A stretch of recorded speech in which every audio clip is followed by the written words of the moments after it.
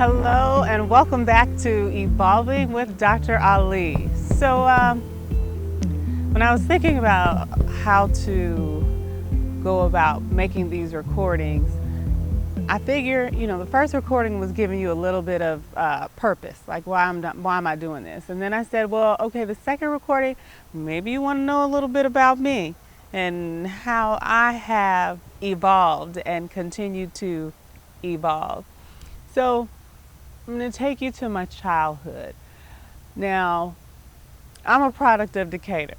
If you know, Decatur has been in a few rap songs, so you're very familiar. So you should be familiar with or have heard of Decatur, Georgia. I was born right there in the heart. Bodecrest, first job was Hardee's off of Bodecrest. Then I went to South Decatur Mall. So if you're from East Atlanta, you know what I'm talking about. Okay, Lithonia, Panola Road, Columbia Drive, Rainbow Drive, all those good places. So that's kind of like where I grew up. I spent 30 years of my life in that area. And but the irony of all that was my home was there, but then I went to school in a place called Buckhead. So if you're familiar with Atlanta, you know that Buckhead is the ritzy area. So my life was pretty oxymoronic, a lot of contradictions, okay? So I would wake up in the morning, I had a nice life, no doubt. But, we lived in a working class neighborhood. And so I would leave from my working class neighborhood. My mother would drop me off in the morning at a school where people had nannies, homes with elevators. It was just a different type of situation. And so I'd say that that played a crucial role in who I am today. Out of that experience, it was very humbling. So I would say that one of the foundations of who I am as a person is to be humble. Like, that's a huge part of who I am. I feel like life has taught me that no matter how far you go, no matter what your experiences are, to remain in a place of humility, because there's more or it could be taken away. Anyway, let me get back to what I was saying. So going to this school, I was very humble every day because my experience was very different from my classmates.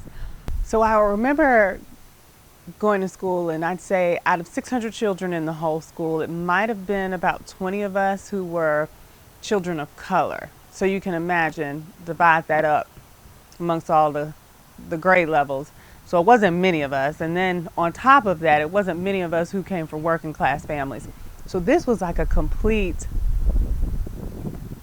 it just did something to my mind, right? So I would leave from there and then go to the girls' club. And the girls' club was, for working class families or lower class families. There was nobody rich there.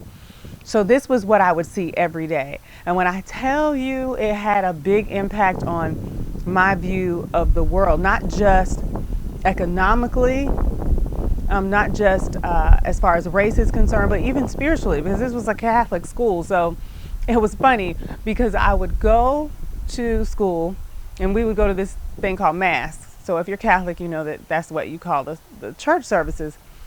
And we would go to Mass in this beautiful cathedral. I'm talking about beautiful stained glass windows. It just had you in awe, beautiful statues. And then on Sundays, I would go to my Pentecostal church in this little one-room church house with a heater, a portable heater in the bathroom, and makeshift instruments. And I used to just think to myself, okay, something ain't right. Now understand, this was a mindset of an elementary school student. So it wasn't like I was I wasn't knowledgeable about the ways in which racism impacts poverty and economics and so forth and so on. So I would go to school and I would see this and I said, well, I would think to myself, we got it wrong spiritually. We must be doing something wrong, because how in the world these people worship in this big, huge cathedral? Clearly the way they're worshiping is far better than what we're doing at home. So anyway, that framed a part of my spiritual evolution. So I'll leave that there and understand this is elementary school. So I remember having a hard time in elementary school. What it did for me was expose me to other possibilities.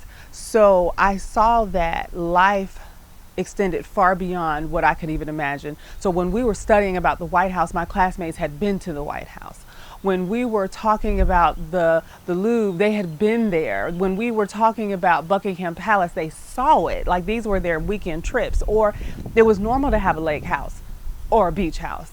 I saw different possibilities, and I think that shaped elementary. So when it was time for me to go to middle school, I was done. Because you gotta understand, in elementary school, I was the black girl with very short hair, tall. I was taller than everybody. I wore these big old glasses, and I had a huge gap in my teeth. So, not to mention, was I going through things emotionally and spiritually, but I'm just saying, I was going through an awkward phase. So, needless to say, there were parties I wasn't invited to, always friends with the outcast. I was ready to go. Begged parents, headed on to public school, for middle school and junior high then, and high school. This experience changed my life. It changed my life. Now, would I get rid of one experience for the other? No, I needed both of them to help me evolve into the person that I am today. So it was difficult, but I wouldn't take it back. But when I got to public school, I began to see people like me. So when I say that, something as simple as when it was time to go to gym class, all of us put lotion on our legs. Now, I know that might sound absolutely crazy to some of you listening, but when I was at the other school, I would be looked at as, why do you have to put lotion on your legs every time we go to PE? In public school, that wasn't the case because there were more girls like me. Or we washed our hair once a week, maybe once every 2 weeks. I wasn't looked at as dirty because I didn't wash my hair every day. It was those small things. And so then I began to become confident in who I was. And I realized, oh my God, I'm not as awkward as I thought I was. I'm pretty bright, because I will tell you this much. For elementary school, I never really had teachers speak into me. This is the caveat for educators out there. What you say to children does make a difference. It really does make a difference. So in elementary school, my teachers didn't speak into me. They spoke into the other children. And inadvertently, I felt left behind, or as like I wasn't good enough, or I wasn't like the rest of them. So just be mindful that even the words that you don't say impact a child. And I guess that's not even just for educators, that's for parents and anybody that deals with young people. But then I got to junior high and high school, and I had teachers who really saw something in me and they spoke into me, and it was amazing. And so at this point, I'm gonna be honest with you, I was ready to go back to the private school. I was like, I know who I am. Let me go back and let me show you who I am. That was my mentality. But my parents had got used to not paying private school fees. So, that went out the door. So I had to stay in public school. But I would say if I summed up that experience, it was about finding out that I was enough. I was enough. I didn't need to be like anybody else.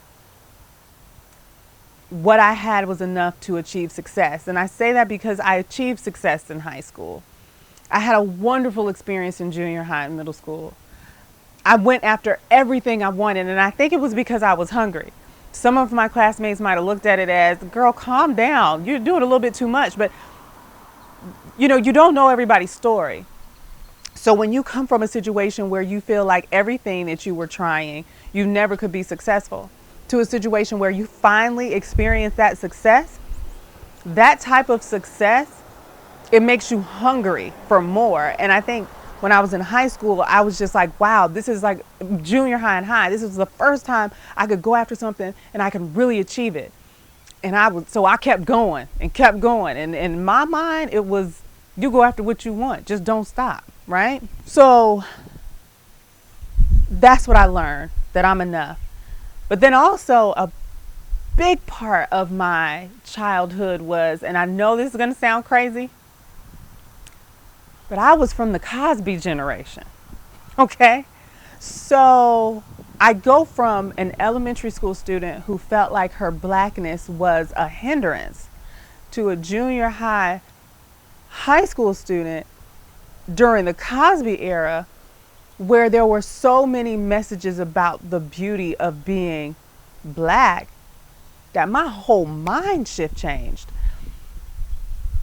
So I just want you to get the intensity of what I'm saying, just to get how intense this was. Every night at 8:00 p.m. to 9:00, you could bet, because we didn't have a lot of programming then, right? Now it's just everywhere. There's a bunch of stimuli everywhere.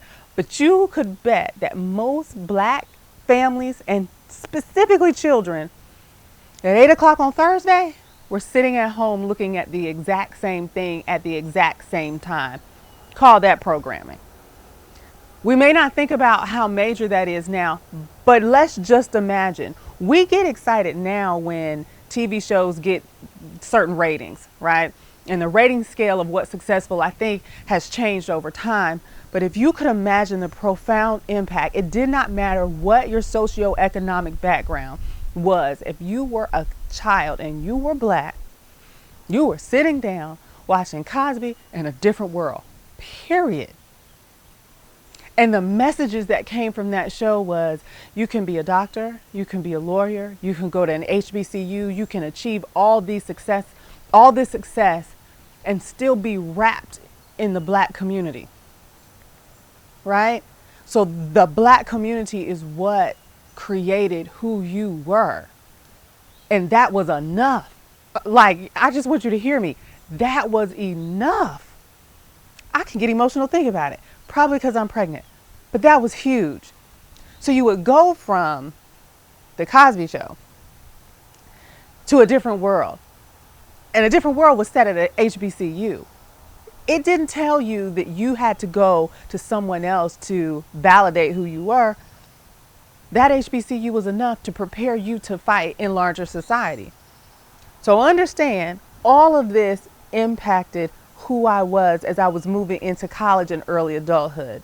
So I go from thinking I wasn't enough to thinking that everything about me was all I needed. And I know that I'm telling you this in a short amount of time, but this took from kindergarten all the way up until I graduated from high school. And so, and I guess, and I'm going to say this really quickly to add on to that. I had a girlfriend in high school who, she was the only person in AP literature. And so, and it's crazy because I taught AP literature as an adult, but I remember thinking, she would tell me about the stuff that she was reading. And because at that time I felt like I was enough, I was like, shoot, I might not be in AP literature, but pick up this stuff that she's reading. To let you know, people come into your life for a reason, a season, or a lifetime. But the impact of that relationship opened up a world of literature, specifically black literature, that I had never been exposed to, because her teacher was a graduate of Spelman, and she taught her based upon black literature, classics and modern and so forth. So she would tell me what she was reading, and I would pick up the book and go read it myself. So if you put all of that together, that was the Ali that went on to college. So in my mind at that point, the sky was the limit. I was going to an HBCU. That was enough for me to get me to where I was needed to go in life. But there was a level of humility there that I am grateful for, because having the experience that I had in early elementary school did humble me.